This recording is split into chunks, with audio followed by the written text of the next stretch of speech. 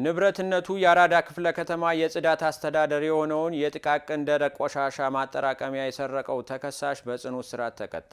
ረዳት ሳጅን ፍሬወይኒ ገብረ ጻዲቅ ያዘጋጀችውን ኢንስፔክተር መቤት ሀብታሙ ታቀርበዋለች።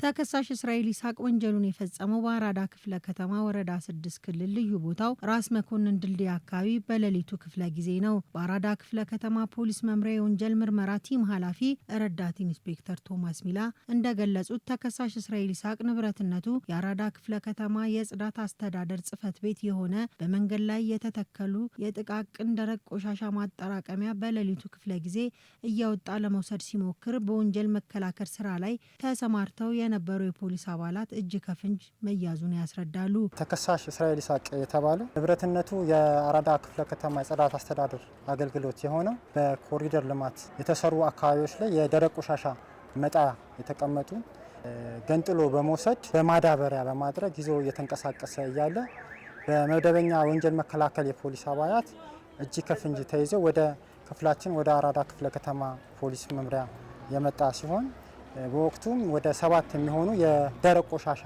መጣያ የተገኘ ሲሆን ምርመራውን በስፋት በማድረግ ተጠርጣሪው ከዚህ ቀደም ገንጥሎ የወሰዳቸውን በተጨማሪነት ከተያዘበት 7 የቆሻሻ መጣያ ባሻገር ለመሸጥ ያዘጋጀውን ሶማሌ ተራ አካባቢ ደብቆ ያስቀምጠውን 2 የቆሻሻ ማጠራቀሚያዎችን ያው በምሪት በመሄድ የማስመለስ ስራዎች ሰርተናል ማለት ነው።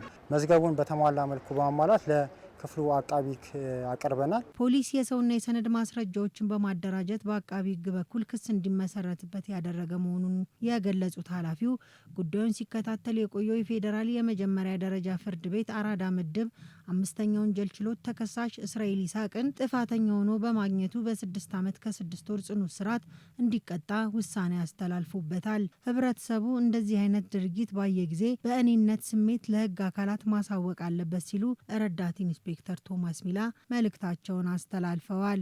መንግስትና ህዝብ ከፍተኛ ወጪ በማውጣት የሚሰሩ የኮሪደር ልማቶችን የመጠበቅ ኃላፊነት ያው የፖሊስ እንደተሰጠው ባሻገር ትልቅ ሚና ያለው የህብረተሰቡ አካል ነው። የሚፈጸሙ ወንጀሎች ለፖሊስ ጥቆማ በመስጠት አሊያም ደግሞ ተባብሮም ጭምር በመያዝ ኃላፊነቱ መወጣት ይገባል።